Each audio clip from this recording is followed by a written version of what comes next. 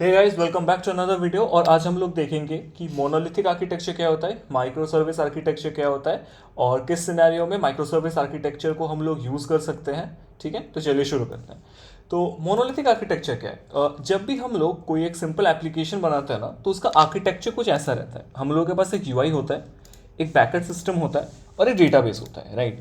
तो हम लोग का जो यूआई है वो एपीआई कॉल्स करता है बैकएंड सिस्टम को। Backend system then communicates with the database and फिर जो भी रिस्पॉन्स बैकएंड सिस्टम को मिलता है वो भेज देता है हमारे यूआई में। अच्छा, और बैकएंड सिस्टम क्या होता है? यहाँ पे मैंने एक सिंपल सोशल मीडिया वेबसाइट का एग्जांपल लिया हुआ है। लेट्स से हमारा बैकएंड कुछ ऐसे डिजाइन है, right. We have a user service जो क्या करता है, लेट्स से जो कि स्लैश यूजर एंड पॉइंट पे रन कर रहा है एंड उसका काम क्या है, वो यूजर के log in and sign up के फंक्शनैलिटीज को हैंडल कर रहा है। ठीक है, लेट्स से हम लोगों के पास एक और सर्विस है जो कि है पोस्ट सर्विस। ये स्लैश पोस्ट एंड पॉइंट पे रन कर रहा है और इसका काम क्या है, ये यूजर को उसके पोस्ट क्रिएट एंड उसके पोस्ट को गेट करने में हेल्प कर रहा है। ठीक है, एंड लेट्स से एक और सर्विस है हम लोगों के पास जो कि है चैट सर्विस। ये क्या कर रहा है, जो भी पूरा एंटायर कम्युनिकेशन है वो ये मैनेज कर रहा है। ठीक है, तो ये हो गया जनरल मोनोलिथिक आर्किटेक्चर जहां पे सब कुछ ना बहुत ही टाइटली कपल्ड है। जैसे ये यूजर, जो भी यूजर सर्विस है ये डिपेंड कर रहा है पोस्ट सर्विस के ऊपर, जो पोस्ट सर्विस है ये डिपेंड कर रहा है चैट सर्विस के ऊपर, जो चैट सर्विस है वो पोस्ट के ऊपर डिपेंड कर रहा है। So everything is इंटरडिपेंडेबल।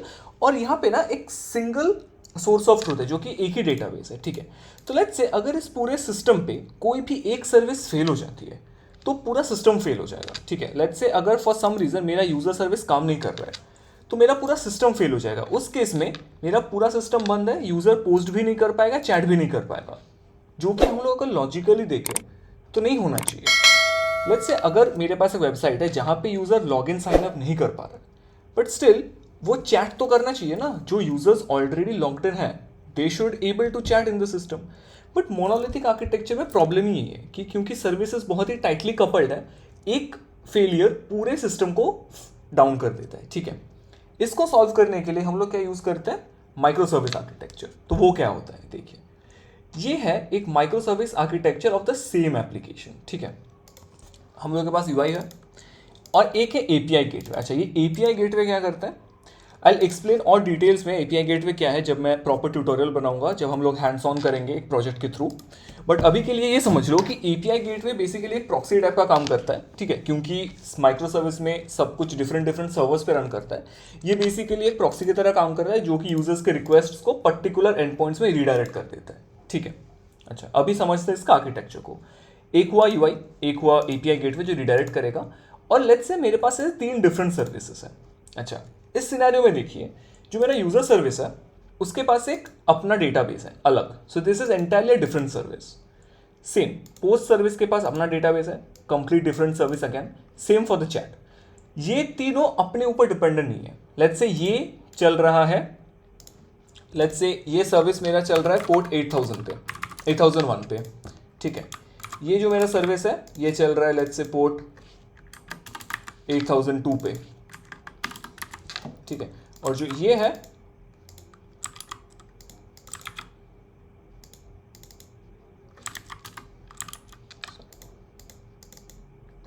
ये मेरा चल रहा है 8003 पे। ठीक है, ये तीनों सर्विस अलग अलग पोर्ट्स पे चल रही हैं। ये तीनों एक दूसरे के ऊपर डिपेंडेंट नहीं है। ये स्लैश यूजर 8001 पे, स्लैश पोस्ट 8002 एंड चैट 8003 पे। अगर इस सिस्टम में मेरा एक सर्विस फेल भी हो गया, लेट्स से मेरा ये वाला सर्वर बंद हो गया फॉर सम रीजन, ये दोनों सर्वर्स चलते रहेंगे, इनमें कोई भी इशू नहीं आने वाला।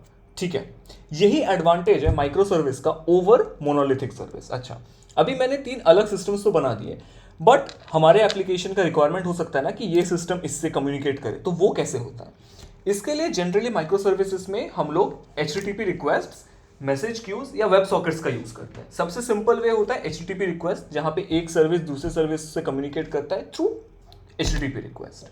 ठीक है, तो यही है बेसिक माइक्रो सर्विस आर्किटेक्चर, जो कि बेटर है मोनोलिथिक से, बिकॉज एक सर्विस कभी भी दूसरे के ऊपर डिपेंडेंट नहीं रहता।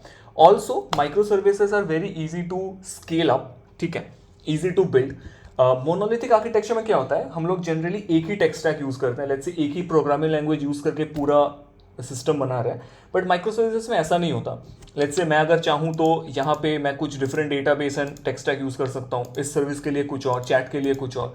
तो स्केल करना, बनाना बहुत ही ईजी होता है, ठीक है। इंडिपेंडेंटली ईच सर्विसेज के ऊपर डेवलपर्स वर्क कर सकते हैं, कोई भी किसी के ऊपर डिपेंडेंट नहीं रहता, ठीक है। तो यही कुछ एडवांटेजेस है माइक्रो सर्विस का मोनोलिथिक के ऊपर। नेक्स्ट ट्यूटोरियल में हम लोग देखेंगे कि कैसे हम लोग एक्सप्रेस और नोड जेएस की मदद से एक सिंपल माइक्रो सर्विस आर्किटेक्चर बना सकते हैं, ठीक है। आई होप आप लोगों को एक्सप्लेनेशन अच्छा लगा होगा और आपको समझ में आया होगा कि हम लोग माइक्रो सर्विसेज क्यों यूज़ करते हैं और माइक्रो सर्विसेज क्या है, उसका आर्किटेक्चर कैसे काम करता है, ठीक है। कोई भी डाउट हो तो आप लोग कमेंट सेक्शन में पूछ सकते हैं।